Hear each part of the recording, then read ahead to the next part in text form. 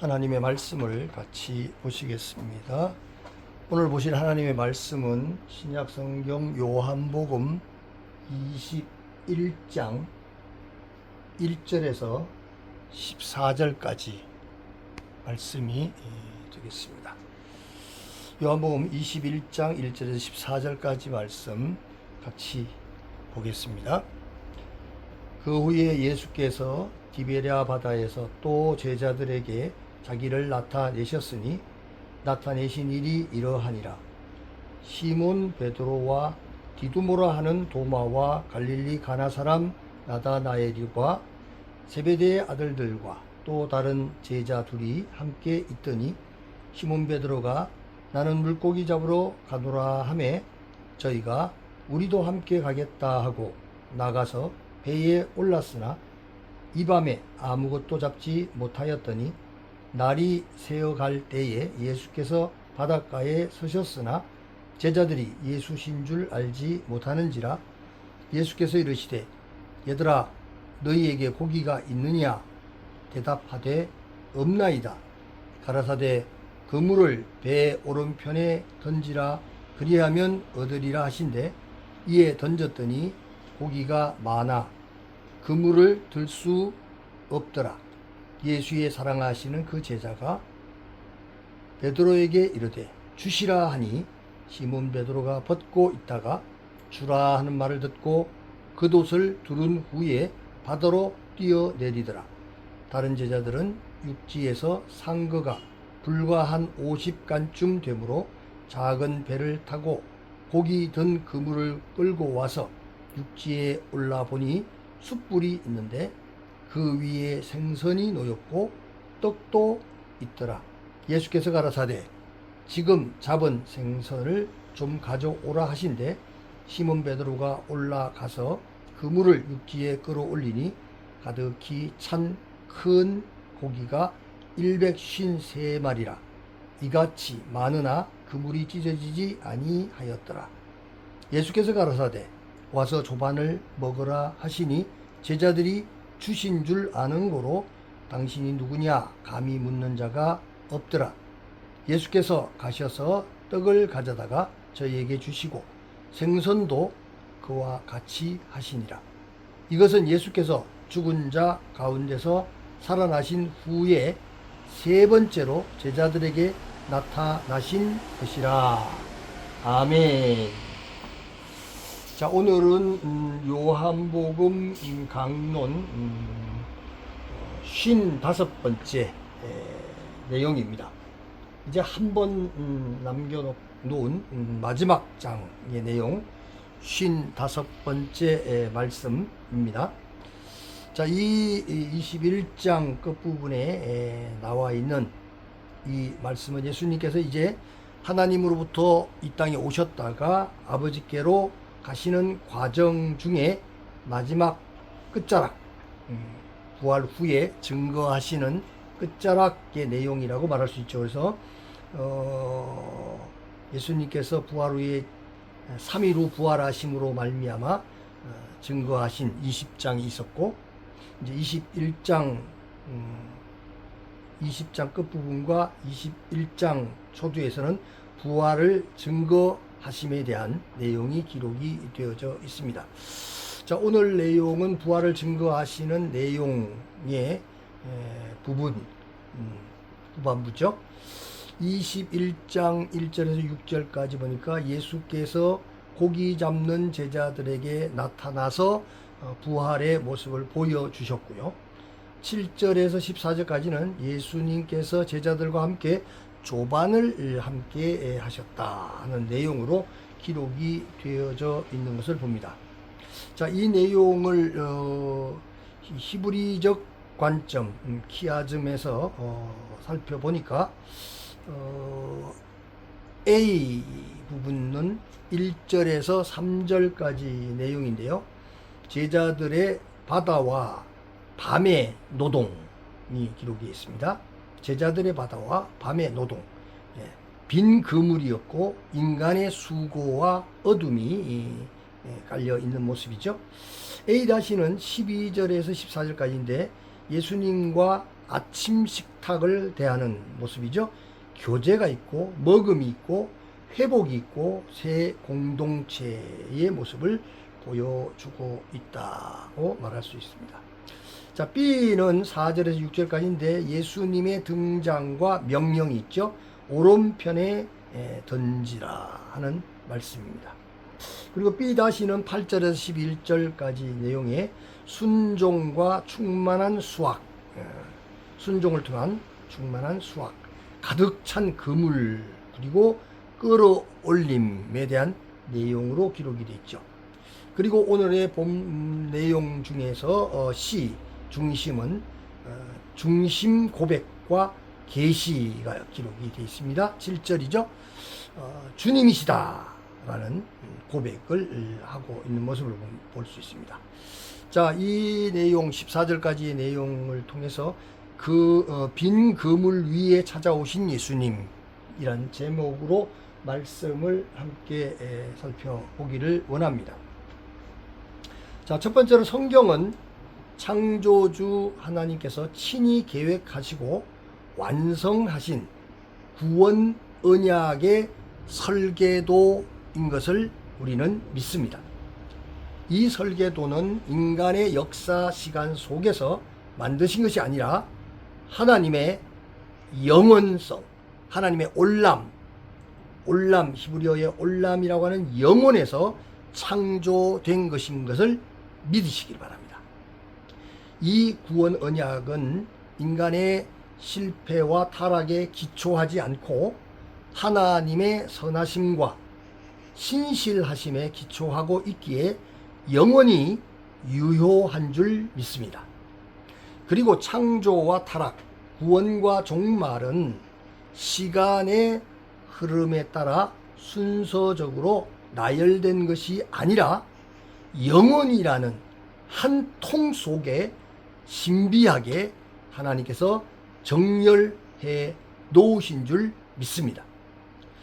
자, 두 번째로 예수님께서 죽음의 권세를 깨뜨리시고 부활하신 후에 다시 디베랴 호수, 곧 갈릴리 바닷가에 나타나셨다고 1절에 기록을 하고 있습니다. 그리고 2절에서 그곳에는 베드로를 비롯한 제자들이 함께 있습니다. 그런데 놀랍게도 제자들은 다시 옛 삶의 자리로 돌아가서 밤새 고기를 잡고 있었습니다. 그러나 요한복음은 그날 밤에 아무것도 잡지 못하였더니 라고 기록하고 있습니다. 이것은 단순한 어부의 실패가 아니라 부활 이후에도 여전히 자기 방식으로 살아가려고 하는 인간의 이야기를 기록하고 있는 것입니다.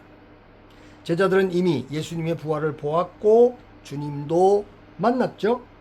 그런데도 다시 갈릴리로 내려와서 자기들의 익숙한 삶으로 돌아갔습니다. 사람은 상처받고 흔들리면 본능적으로 옛자리로 돌아가기 때문입니다.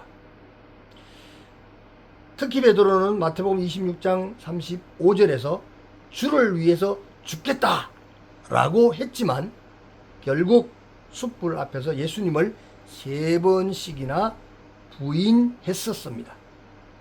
그래서 이런 쓰라린 경험 때문에 그의 마음속에는 나는 이제 끝난 것 아닐까라는 절망이 있었을 것입니다.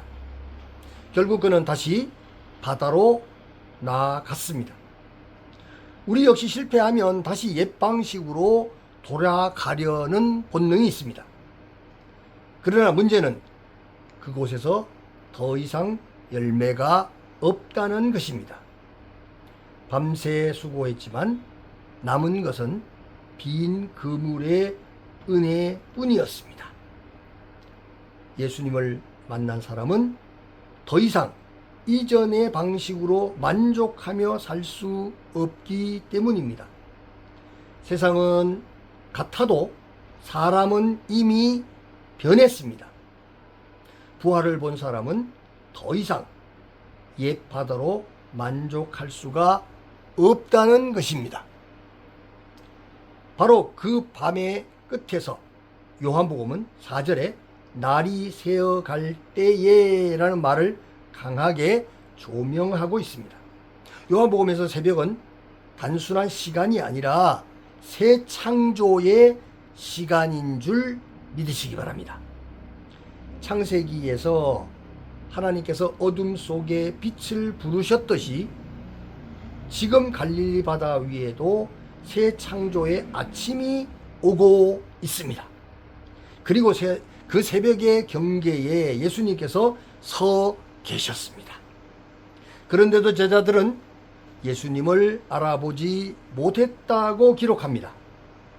실패와 죄책감 속에 있으면 주님이 가까이 계셔도 잘 보이지 않기 때문입니다. 그러나 보이지 않는다고 해서 주님이 안 계신 것은 아닙니다. 주님은 이미 바닷가에 서 계셨고 6절에 보니까 그물을 오른편에 던지라고 말씀하셨습니다. 제자들이 그 말씀에 순종하자 그물은 감당할 수 없을 만큼 가득 찼다고 기록하고 있습니다.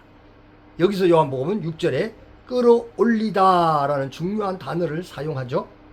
제자들은 그물을 던졌지만 실제로 끌어올려진 것은 물고기만이 아니었습니다. 무너졌던 제자들의 삶이 다시 끌어올려지고 있었던 것입니다. 절망되었던 그 삶이 끌어올려져서 희망을 갖게 되는 것이죠. 요한복음 6장 44절에 보니까 아버지께서 이끌지 아니하시면 아무도 내게 올 수 없느니라 라고 기록됐죠. 결국 사람을 살리는 것은 인간의 기술이 아니라 하나님의 끌어당기시는 은혜인 줄 믿으시기를 축원합니다. 세 번째로, 그리고 바로 그 순간 사랑하시는 제자가 7절에 뭐라고 외칩니까? 주님이시다 라고 외쳤습니다. 이것이 오늘 본문의 중심 선언인 줄 믿습니다. 신앙의 본질은 결국 부활하신 주님을 다시 알아보는 데 있는 줄 믿습니다. 삶이 무너지고 기도가 식고 사명이 흔들렸어도 다시 주님이시다 라고 고백하는 순간 회복은 시작될 줄 믿습니다. 그런데 진짜 놀라운 장면은 이제부터입니다. 제자들이 육지에 올라왔을 때 이미 9절에 보니까 숯불이 피워져 있었고 그 위에 생선과 떡이 놓여 있었습니다. 자세히 보면 식탁은 제자들이 잡은 물고기로 시작된 것이 아닙니다. 그들이 도착하기 전에 이미 주님께서 준비하고 계셨습니다. 이것이 복음입니다. 우리는 자꾸 더 잘해야, 더 열심히 해야 하나님께 나아갈 수 있다고 자기중심적인 생각을 하죠. 그러나 복음은 반대입니다. 우리가 하나님을 찾기 전에 이미 하나님께서 준비하시고 우리를 찾아오셨고, 우리가 도착하기 전에 이미 숯불 위에 식탁을 준비해 두셨습니다. 특별히 숯불은 매우 의미심장합니다. 숯불 위의 생선은 불을 통과한 음식이고, 유월절 양도 불을 통과했고, 가나안 입성 후에 이스라엘도 볶은 곡식을 먹었다고 여호수아서 5장 11절에 기록하고 있는 것을 봅니다. 그러므로 이 부활의 식탁은 평범한 아침 식사가 아닙니다. 십자가의 불을 통과한 생명을 먹는 자리인 줄 믿으시기 바랍니다. 주님은 지금 제자들에게 너희도 이제 광야를 지나왔다라고 말씀하십니다. 만나만 먹던 시대는 끝났고 이제는 부활의 식탁에 앉는 시대가 시작된 것입니다. 이제 마지막 네 번째로 요한복음 21장은 빈 그물의 밤으로 끝나는 인생을 부활의 식탁으로 바꾸시는 예수님의 복음 이야기인 줄 믿으시기 바랍니다. 제자들은 실패하고 무너졌고 다시 옛삶으로 돌아갔지만 주님은 그들을 포기하지 않으셨고 오히려 그들이 도착하기도 전에 숯불을 준비하시고 떡과 생선을 마련해 주셨습니다. 이것이 복음인 줄 믿으시기를 바랍니다. 하나님은 완벽한 사람을 부르시는 것이 아니라 실패한 사람을 다시 끌어올려 새 창조의 식탁에 앉히시는 줄 믿습니다. 그러므로 우리의 소망은 내 열심이나 능력이 아니라 끝까지 우리를 찾아오시는 부활하신 주님께 있음을 믿으시기 바랍니다. 밤은 길 수 있지만 부활의 새벽은 반드시 올 것입니다. 그리고 그 새벽의 바닷가에는 오늘도 우리를 기다리시는 예수님께서 서 계신 줄을 믿으시길 축복합니다. 사랑하는 성도 여러분, 오늘의 말씀을 믿음으로 매일 매순간 찾아오시는 예수님을 만나시고 계십니까? 예수님을 만나는 간증으로 심령의 변화와 성장 성숙을 위하여 믿음의 신앙 고백을 하시기 바랍니다. 은혜 받은 자로서의 마음의 결심과 결단을 굳게 하시는 복된 시간이 되시기를 주님의 이름으로 축원합니다. 아멘. 아멘.